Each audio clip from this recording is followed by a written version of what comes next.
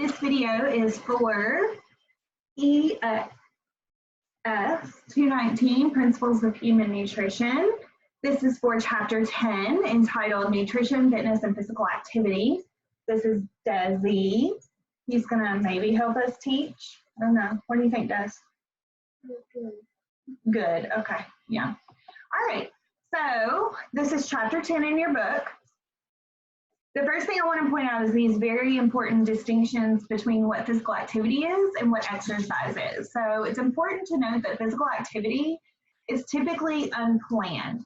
So it's any body movement that promotes or that requires energy expenditure from your body. So it can be as simple as yard work that needs to be done, walking to class, maybe walking around the grocery store as you're doing your grocery shopping.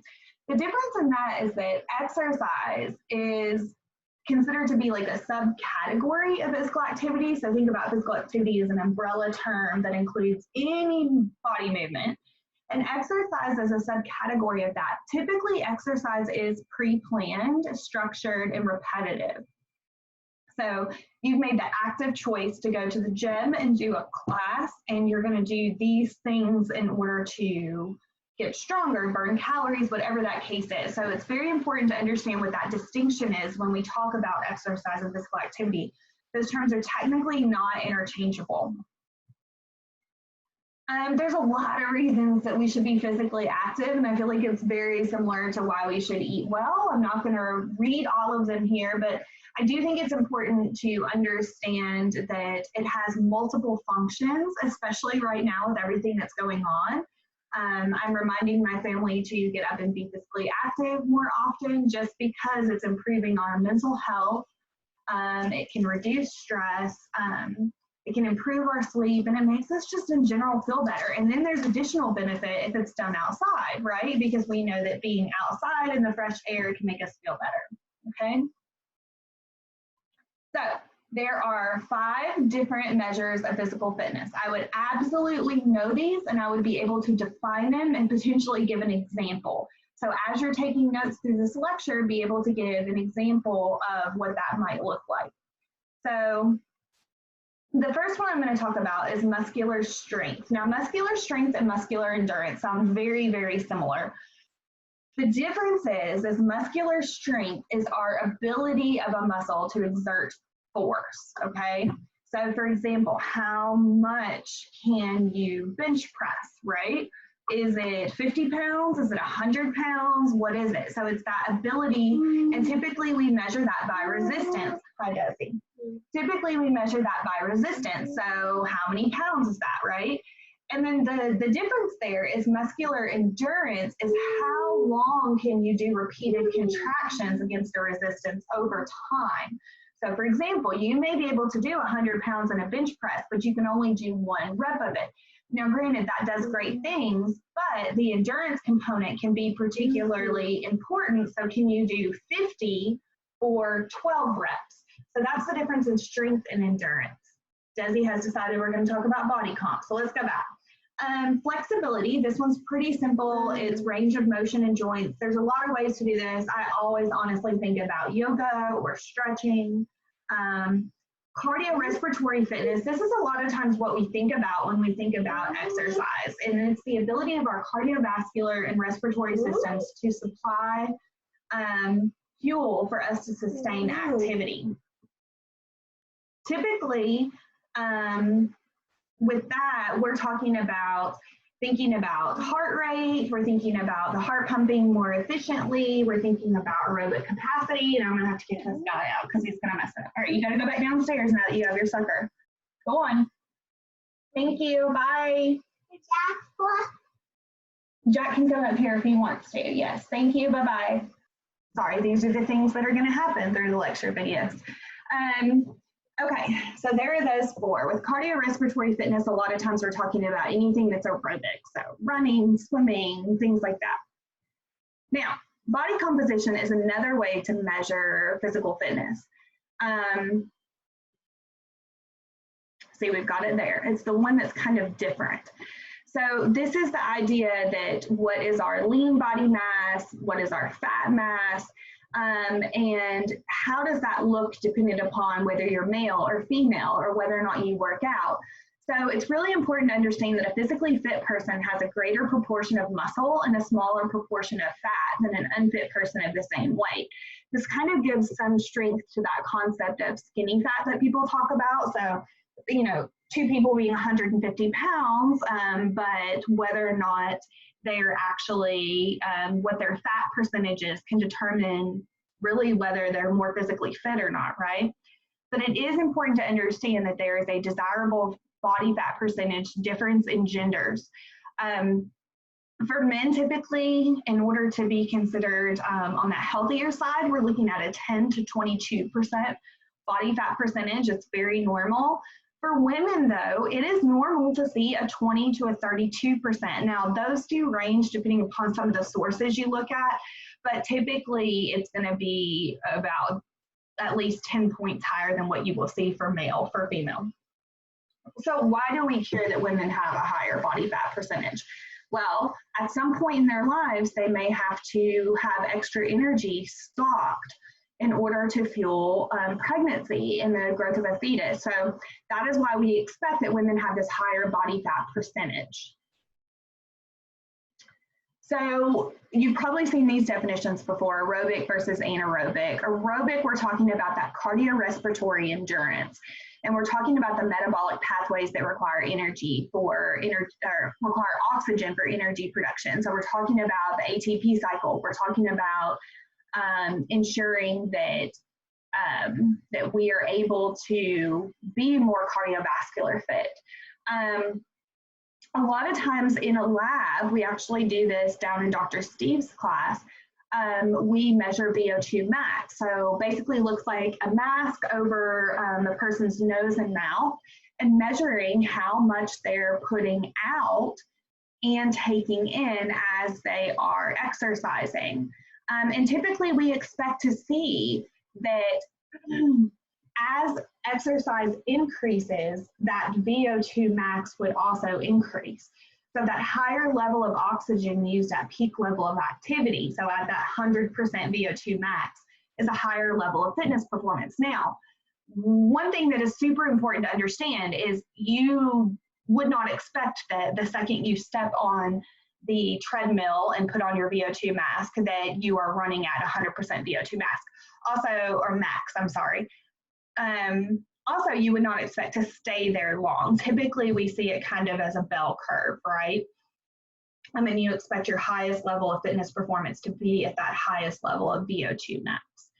Along with that, we talk about maximum heart rate. So this is the rate at which the highest level of oxygen delivery to working muscle occurs. Once again, similar thought process, 100% maximum heart rate. We don't want to see somebody staying at 100% MHR for extended periods of time. One thing that you might have seen in a gym or when thinking about working out is this type of chart about maximum heart rate. And so depending upon the zone you're in, kind of lets you know whether or not you are doing cardiorespiratory or whether or not you're burning more fat. And then you have that MHR zone as well. So you can kind of see how, dependent upon where your heart rate is, that it would indicate what zone you're in, okay? Also notice that as that chart trends down, we see less of a heart rate required to be in those zones as we age.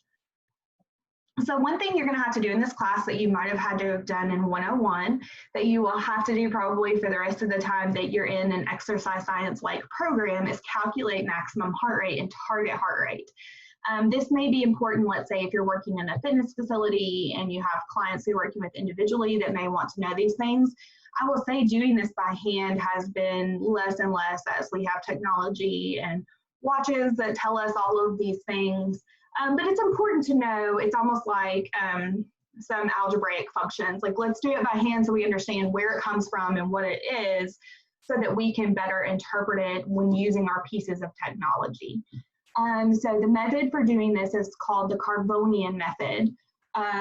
Interesting fun fact, Dr. Udi and I discussed heavily about where this formula actually came from, because a lot of people have the discussion that this is not exactly accurate. So as we talk about population measures, just remember this is one of those quick and dirty measures that gives us like a roundabout idea.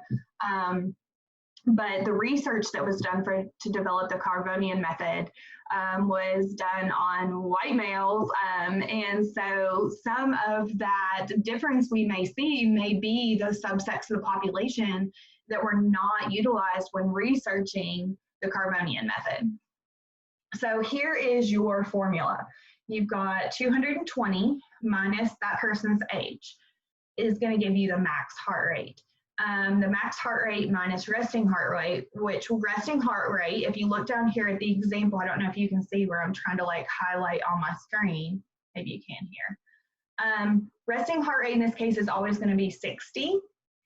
And then our exercise intensity could change depending upon what you're trying to calculate. Like let's say we want somebody to be burning or doing more aerobic and doing 70% of their intensity.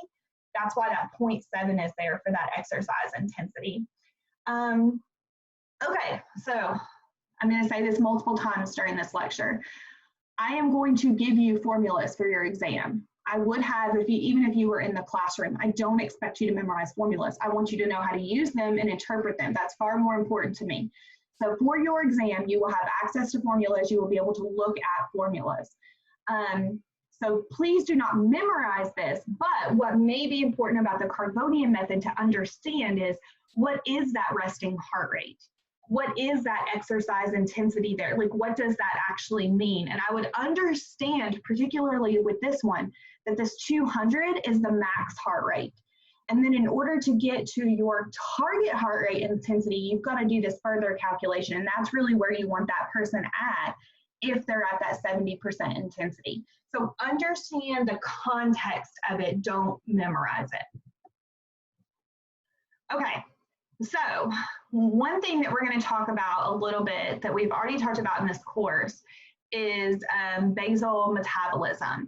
And one thing that's important to understand is that regular exercise, one benefit of it is that it actually increases the efficiency of the way our body burns calories. And so muscle is more metabolically active than fat. So two people, even of the same body weight, a person with more muscle mass will actually have a more efficient calorie expenditure. You can kind of see that here with this person that regularly exercises, their metabolism runs a little bit better. Okay, so it's really important to know the national recommendations, which I'm sure most of you have been exposed to for physical activity, but just make sure you know it. For an adult, we want to see at least 150 minutes of moderate intensity or 75 minutes of vigorous intensity aerobic physical activity. We typically like to see at least 2 to 3 days a week, some strength or flexibility mixed in there. But the big message is be as active as possible. So how do we explain to somebody whether they're doing moderate versus vigorous? Well, I'm going to give you another Rigsby quick and dirty way. The way it was always explained to me was if you are doing a vigorous intensity exercise, you should not be able to have a conversation with somebody else. So if you think about taking a run with a friend, and if you're having a full conversation, maybe taking breaths between things and saying, oh, da, da, da, yeah, and taking another breath. That's more of a moderate intensity. Vigorous, you should not be having a conversation. You should be, the brain is focused on what your muscles are doing as well as focused on your breathing. And that's how we can kind of tell the difference. Now, I will say another thing to consider is, let's say you have a client who wants to become more physically active, and let's say they're really sedentary as is. Do we expect that they're going to have those 150 minutes of moderate intensity right off the bat? Not necessarily, but any amount of trending people upward towards that 150 and them doing more physical activity is beneficial. So even if we only get them to 50 minutes, they were doing, they were doing 0 before that is beneficial for their body. Maxie. The things you get to hear in my lectures. So yeah, so keep that in mind. You may not be able to have a client do that 150 initially, and that is a-okay.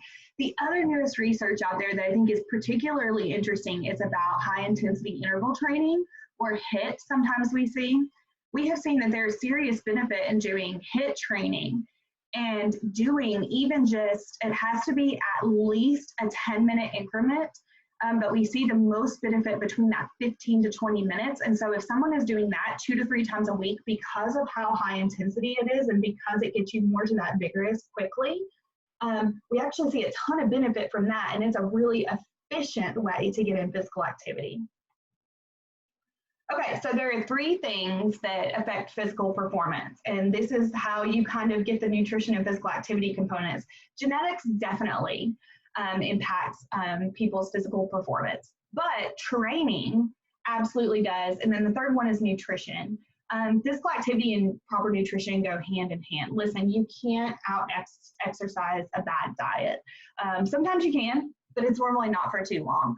And I've been pretty open with this class about my weight loss, but I will tell you, like, caloric deficit is great, but it only works for a limited amount of time for some people, particularly when they're younger. And as we age, our bodies naturally become less efficient.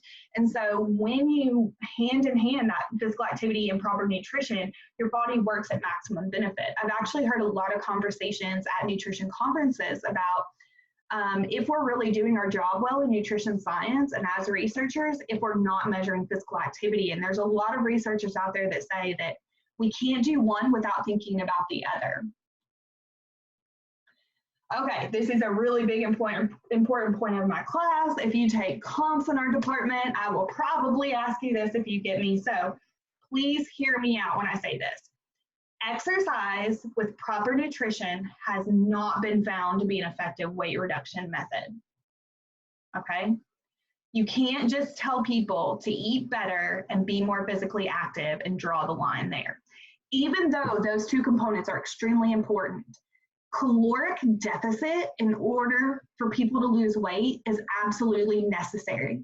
Now, do I think that there are certain balances of macronutrients and certain additions of micros that make that weight loss more efficient? Absolutely. But telling people to eat more fruits and vegetables and move more is not going to help people lose weight. We have to have a caloric deficit, okay? It's the must. It's the absolute must in my class. And research indicates that it has to be at least 200 kcal or more per day, okay? Okay, so what does our diet need in order to be physically active? It's all the things we've already talked about. It needs energy, right? Where do we get energy? Carbohydrates. Protein to help recover some of that muscle destruction that naturally happens when we do strength training. Micronutrients. Why micros? Because so many of them help with the Krebs cycle and things like that. Remember, they have to be present as cofactors and coenzymes in order for the whole process to work. And then we absolutely need water. Water is our medium to transport nutrients and cool our body off. So let's talk a little bit about weight loss really quick.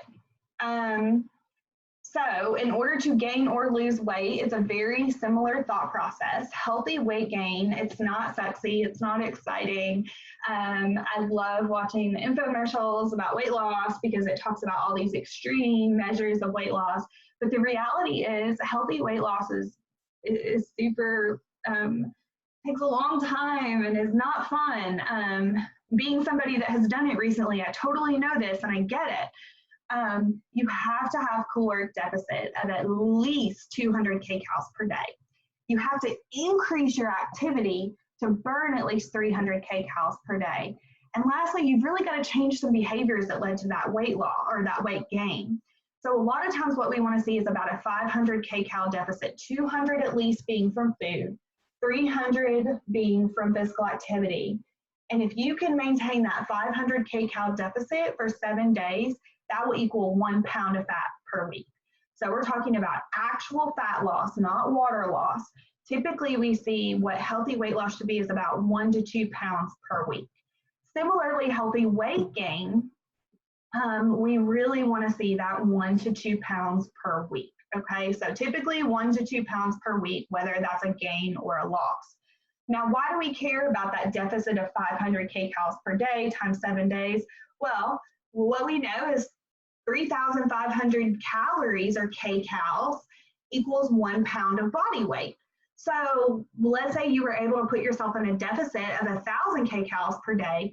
Great, where would that get you? 2 pounds of body weight per week. But you can hear in what I'm saying how difficult that would be to lose more than 2 pounds per week of actual fat mass because of the fact of being in 1,000 kcal deficit per day for 7 days is a lot.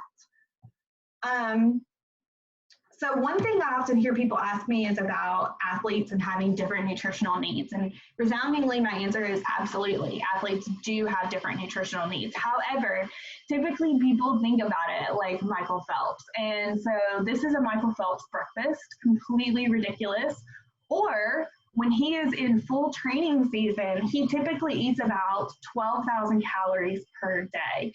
A ridiculous amount of food. This is what people think about, but he is an outlier.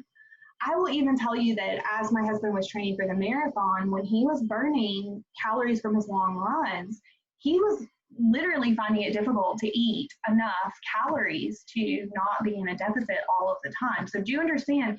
This is really, really difficult. And that's why you may see a lot of the extremely caloric dense foods here, is that he's just trying to get calories in his body. But for a typical athlete, we are concerned about an athlete having adequate glucose and fat to supply those energy demands. And typically, depending upon what type of exercise and what intensity it is, depends upon whether glucose or fat is used. Now, in general, most athletes don't require any special supplementation or a special type of diet. A lot of times when we talk about some of these things, there's a specific deficiency in place, or they're actually having deficiency like symptoms related to the way that they're working out. So a lot of times that's done with doctors, athletic trainer, nutritionists there, but for the average person eating a well-balanced diet, typically no additional supplementation is needed. And people in training do require more calories because of that greater energy expenditure. So how do we determine those nutritional needs for athletes? Well, we do an estimated energy requirement. So typically this is very individualized. We're looking at how much are you burning per day, what is your age, what is your gender, what is your body weight, because that's different, you know, person to person. What type of sport and training is being done? Do you have a higher macronutrient need? Are you doing long running sessions or sprinting? Well, that tells me there's a little bit of a different macronutrient distribution there. In general, for macro needs for average athletes, we're talking about 6 to 10 grams of carbohydrate per kilogram body weight per day. You know, it's still approximately that 45 to 65%, but if you want to ensure that they are getting adequate amounts, you can actually do that calculation. So very similar to the protein calculation, we're talking about taking the pounds, dividing it by 2.2 to get in kilograms, and then timesing it by 6 and timesing it by 10 in order to get a range of grams of carbohydrates per day. Now, I will say fat, typically very close to the same needs as general pop, maybe a little on the higher side if they're using fat because they're doing longer endurance things. So 20 to 35% typically. Protein, we are looking to that higher side because we're needing to maintain and repair lean tissue. Now we have 2 specific recommendations. Now what did we say the adult recommendation for protein was? It's 0.8 grams per kilogram of body weight per day. Well, for endurance athletes, we're talking about 1.2 to 1.4 grams of protein per kilogram of body weight per day. Strength training, on the other hand, we have a much wider range, 1.2 to 1.7 grams per kilogram of body weight per day. And that does go up pretty high because part of what we're talking about there is that with that muscular resistance and strength training sometimes requires, we're talking about actually really creating stress and breaking down muscle fibers that have to be repaired constantly. And so you do tend to go to that higher side. Okay, I'm not going to go into this super heavily. This is not something that I expect you to memorize for my class, but do understand that that direct need for energy has to come from that ATP. cells cannot use energy released from the breakdown of microbes. They have to convert it to ATP. And when the body uses energy, ATP is immediately that usable energy, but it only lasts for about 2 to 4 seconds. It's available in the muscle cells for that immediate use, but we can't store very much, and it's typically used very, very quickly. So depending upon the type of activity and intensity you do, we have different types of fuels. So muscles typically use different fuels, and we talked a little bit about glucose versus fat already. So for quick, brief energy bursts, these are talking about high intensity, but short duration. We're talking typically about glucose use. So it will use the glucose that you've eaten directly first and then tap into your glycogen. But remember, we only have about 400 kcals of glycogen that's stored in the liver. We have about 1,400 kcals of glycogen stored in the muscle, okay? So only about anywhere from 16 to 1,800 stored in general. So it is a finite source of energy. So if you're thinking about doing a sprint, doing a tackle in football, that is utilizing your glucose. Now, for a lower to moderate intensity exercise, but at a longer duration, we're using fats. So with this, we're talking about maybe walking for an hour, biking longer distances, our marathon runners, okay? But in reality, there's this mixture that's typically happening, especially when we play team sports. Because let's say, for example, in football, you go through periods where there's a lot of setup, or you may run and then stop. And then all of a sudden you make a tackle. That's utilizing your glucose, but other times maybe utilizing your fat sources. So realize that it's very dynamic. It's not static. But do understand that those longer endurance, lower intensity, typically we're talking about fat use. Short burst of energy with that high intensity, we're talking about glucose use or glycogen that's broken down. So this kind of just shows you that, dependent upon it, if you're a visual person. I've already talked about carbohydrate. So the timing of taking carbohydrate before physical activity is really important. We typically want to see about 30 to 60 grams about an hour before your event for each hour that you're going to be physically active. And typically, I mean, as we've kind of talked about with carbohydrates, you may not necessarily want a complex carbohydrate. You don't want your body trying to figure out how to break it down over an extended period of time. It's much better if you can do a quicker acting carbohydrate in order to make it quickly available to your body. Now, one thing a lot of people ask me about is carbohydrate loading. The example that I always give in class is that before our first soccer game when I played in high school, we always had a spaghetti dinner, and they would talk to us about, oh, we have spaghetti because we're carbohydrate loading, preparing for games. The research doesn't indicate that that's helpful at all. But what we do know about carbohydrate loading is typically it's not necessarily something that is needed, but it's something that if we're talking about a big event, so for example, my husband training for a marathon, yes, this is a huge opportunity that carbohydrate loading might be helpful. However, consuming a ton of carbohydrates the night before an event is actually not going to be helpful. It's not what your body's used to as you're training and getting your body prepared for that. You are not loading your body with that previously, so that is not helpful at all.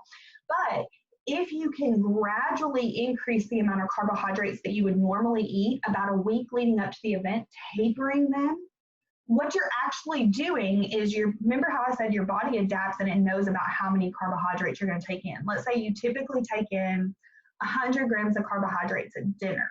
Your body reacts to that, knows, expects it. So it's going to want to use that 100 grams of carbohydrates. But if every day he increased it by 20 grams of carbohydrates, those additional 20 grams of carbohydrates would be stored as glycogen to prepare him for his event. The longer the duration of that increase, we see a higher percentage of an actual glycogen store available. You could do this in a shorter term if it was not as big of an event, but typically we're talking about events that are at least 90 minutes of activity. So if you're in season soccer and you know that you're going to play most of the game, it might be helpful to do a shorter term duration of a little bit of a carbohydrate loading a couple days before the event, but nothing so extreme that it's going to bother your performance for that day. So fat, as we've said, it's the main fuel for prolonged low intensity exercise. Protein, it's a very minor fuel source during exercise. We actually typically don't want to use it as a fuel source. We want to ensure that we are promoting to that anabolic effect of physical activity, okay? We want to ensure that we are eating to our needs to do that repair and those building blocks that are necessary. Protein is actually handled differently during activity and rest. Typically, body protein synthesis is suppressed during physical activity, but it speeds up really, really super quickly after activity for a short time, which is why we talked about before, I think, that consuming protein 1 to 2 hours after strength training at a certain gram amount would actually be really beneficial. And the reason that is because that protein synthesis speeds up in that short time that you've done it after. So just a different way to look at those protein recommendations. They're exactly the same as we had talked about. And so you just have some examples here of what that could actually look like. So as I said before, typically a well-balanced, varied diet, you would not need additional supplementation. One thing that we might be a little concerned about with some people is vitamin E. Vitamin E, remember, it's an anti-inflammatory. We found it to be really helpful in anti-inflammatory processes following a lot of physical activity. So making sure you're taking in healthy fats, basically. Iron, particularly when we're talking about high school and college athletes, particularly females, we're wanting to ensure that they're getting adequate sources of iron. And calcium is another one that we're often concerned about young female athletes getting a sufficient amount. For water, remember that with those increased losses related to sweat, you have increased needs. And there's also a greater risk for dehydration in those hotter climates. And because we need water so intensely, remember it's important that we start drinking water, the 1.5 to 2.5 cups prior to physical activity even starting. In addition, we can start hydrating at least 24 hours before an event, making sure that we're drinking much more than we typically would during the day, and that is really helpful. Following exercise, we want to ensure that we hydrate with each pound of weight lost. Typically, for each pound lost, we want about 2 to 3 cups of water. And during exercise, it's really, really important that we're taking in fluids about every 20 minutes while we're exercising. For exercise that's under an hour, typically water is all that's needed. It's when you get over that hour point, we like to see that you have a beverage that contains carbohydrate, not very much, about 10 to 20 grams per cup, and electrolytes. So once again, we've talked about Gatorade a little bit. Gatorade has a lot of sugar in it, can actually dehydrate you a lot more. Typically, I recommend over diluting Gatorade, or cutting it 50-50 with water so that you get more water, but you're getting the benefit of the simple carbohydrate and electrolytes with the appropriate balance. One thing that people have talked a lot about is low carbohydrate diets. Because they're so popular, one thing we're concerned about with athletes is their ability to physically perform on a low carbohydrate diet, because we know that carbohydrates are a main source of energy and promote the glycogen stores. We know that if somebody is exercising for more than 90 minutes, consuming a low carbohydrate diet is actually going to affect their physical performance. So what to eat before you exercise? This is highly individual. It really depends on what you can tolerate. So some may need an empty stomach, some may need fuel. I particularly need quick, simple carbohydrates. A lot of times I'll do a protein bar before I go do a workout, a couple applesauce squeezy packs, just plain unsweetened applesauce to give myself that quick sugar. I cannot have a full meal, but I will tell you my husband does really well. This says avoiding like foods that are high in fiber or complex carbs. My husband has found that with running that he does really well with oatmeal, with bananas and peanut butter in it. So it's highly individual. Typically, we don't want people to consume spicy foods or high fat foods. Remember, high fat sits in our stomach for a long time. And typically we want foods that are higher in carbohydrate and we want to consume adequate fluids. But for the most part, my statement about this is it's really individual based on the athlete. If you are exercising more than an hour, remember, as we said before, it's really important that you have some sort of carbohydrate intake following exercise. You definitely want to get glucose back in your system. And as we said before, the electrolytes, particularly sodium and chloride, we're concerned about replacement. And remember that after exercising, it's really important, as we said, to replace those lost fluids, but we're also wanting to replace those glycogen stores. So for most people, a typical diet is pretty sufficient, but for some athletes that have done a major event, it may be helpful to consume a higher carbohydrate meal a few hours later, and making sure that also during that high protein synthesis time point that you're consuming adequate protein for muscle recovery. That is the conclusion of Chapter 10, Nutrition and Fitness for EX 219.